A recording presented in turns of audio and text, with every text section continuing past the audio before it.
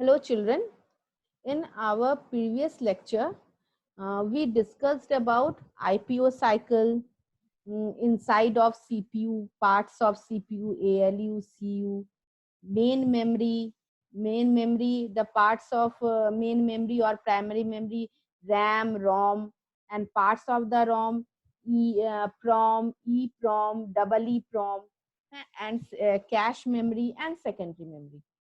These things are already we discussed about these things. Okay, and now we are going to discuss type of computers.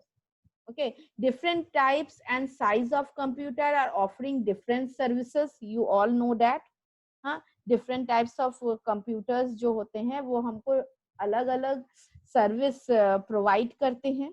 ठीक, on the basis of their size, performance, computer are generally divided into 4 parts. हाँ, उनके size और performance के उसके according computers को 4 part में divide किया गया है. First one is micro computer.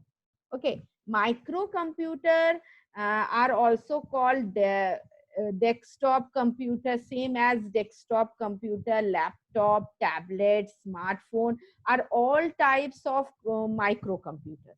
Okay, so microcomputer is a defined as a computer working on single microprocessor.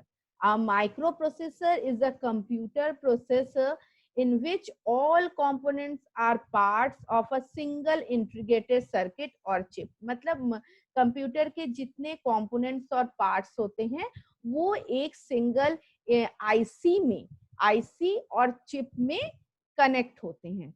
Micro computer are used by single person at a time. एक time में एक person ही उसका use कर सकते हैं. इसको आप ऐसे बोल सकते हैं कि microprocessor are widely used and the fastest growing computer. मतलब वो माइक्रो प्रोसेसर का यूज बहुत वाइडली होता है और ये सबसे तेज चलने वाला computer. It is mainly used in office, school, home etcetera. Okay, next are mini computer. Mini computer have more processing power as compared to microcomputer. Mini computer में प्रोसेसिंग पावर ज्यादा होती है माइक्रो कंप्यूटर से. तो that's why mini computer are used by small businesses and firms. इसीलिए mini computer का use small छोटे छोटे बिजनेस और फर्म में यूज किया जाता है. बट जैसे microcomputer are used by single person at a time, but mini computer are not designed for a single person.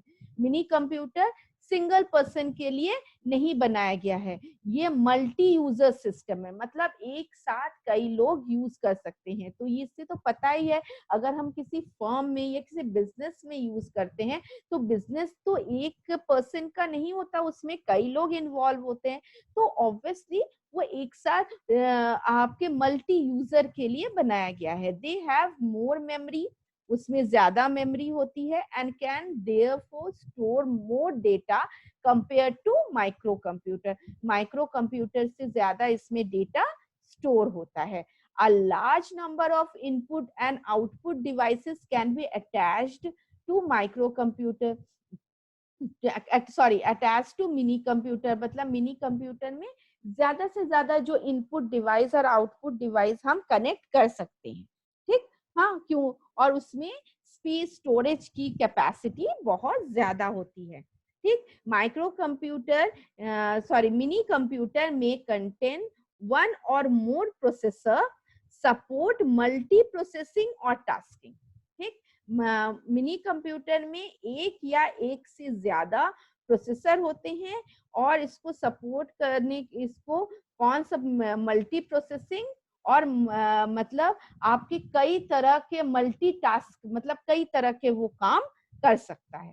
ठीक, next move on main frame computer. अब माइक्रो कंप्यूटर हमारा एक person के लिए था, जो घर पे बैठ के या स्कूल में बैठ के एक स्टूडेंट, एक टीचर, एक ऑफिस में बंदा, वो.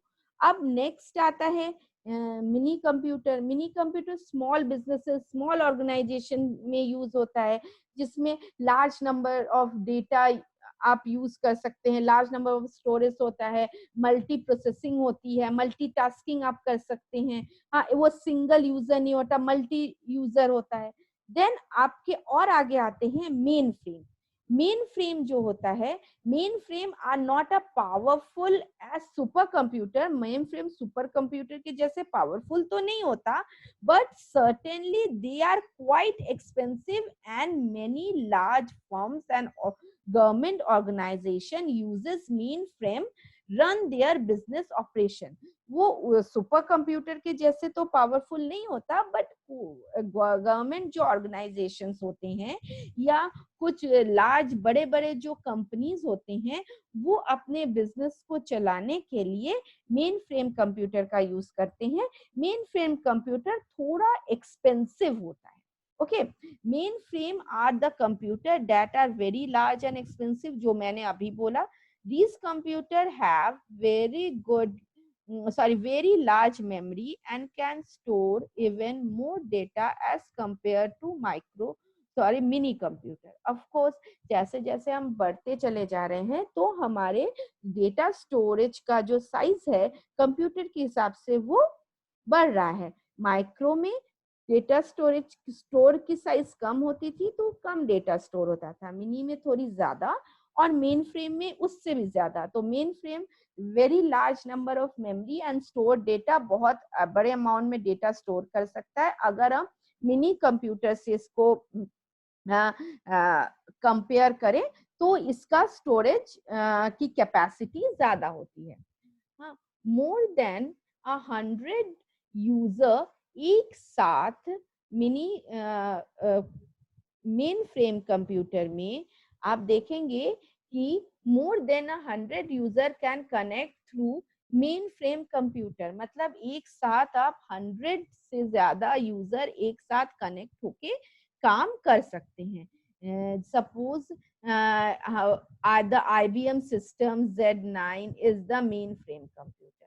IBM जो इंटरनेशनल बिजनेस मशीन, एक मल्टीनेशनल कंपनी है, उसका जो सिस्टम है, हाँ, आपका Z9, वो मेन फ्रेम, उसका जो एक सिस्टम बना है Z9, उसमें ऐसी फैसिलिटी है कि उसमें एक साथ आप 100 से ज्यादा यूजर साथ काम कर सकते हैं। तो बेसिकली हमको समझ में क्या आता है, मेन फ्रेम कंप्यूटर बड़े बड़े बिजनेस ऑर्गेनाइजेशंस, बड़े बड़े बिजनेस फर्म, गवर्नमेंट ऑर्गेनाइजेशंस के लिए काम करता है, जहाँ पे थाउजेंड्स ऑफ यूजर्स एक साथ एक ही काम में अलग अलग जगह से वो काम करके उसका यूज करते हैं।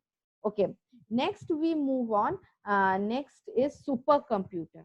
Supercomputer, it is the most powerful computer in term of professions and data processing are the supercomputer.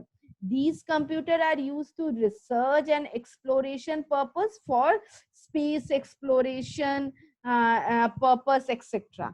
ये कंप्यूटर क्या होते हैं, ये सुपर कंप्यूटर होते हैं। इनका मेनली यूज आपका सपोज आपको supercomputer are the most powerful computer, processing speed इसकी ज्यादा होती है। इसका मेनली यूज आपके किसी पर्टिकुलर चीज को करने के लिए होता है। सपोज किसी स्पेस से रिलेटेड वर्क है, साइंटिफिक रिसर्च है, वेदर फोरकास्टिंग है, अंडरग्राउंड स्टडीज है, इन सब वर्क्स के लिए हम सुपर कंप्यूटर का यूज करते हैं।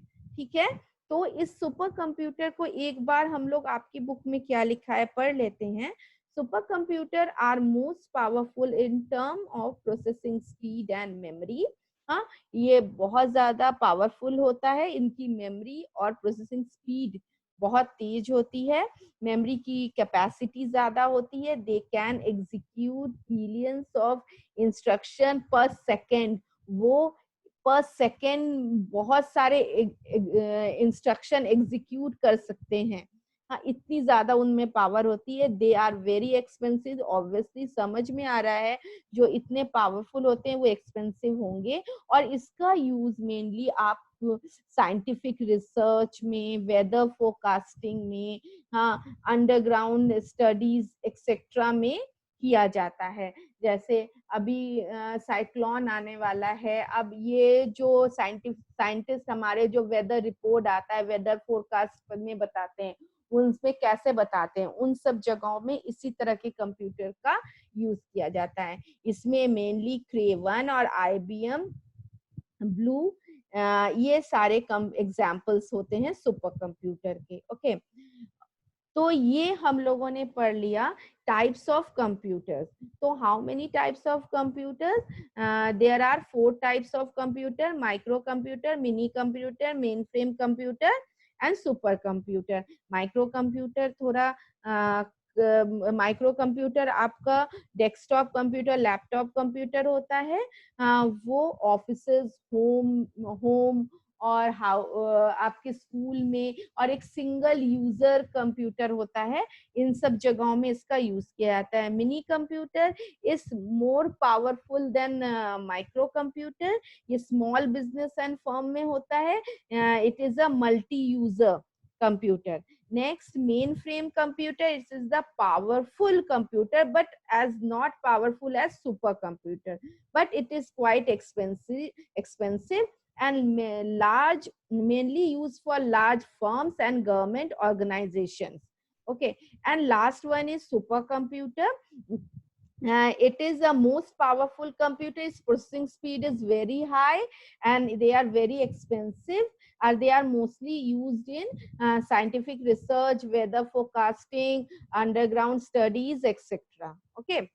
Okay, in this chapter, we already discussed about, just take a quick recap of in this chapter.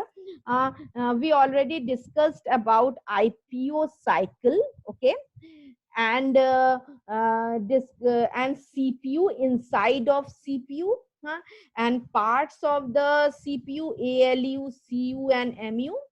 Then we discussed memory, primary memory or internal memory. It's 2 types, RAM and ROM.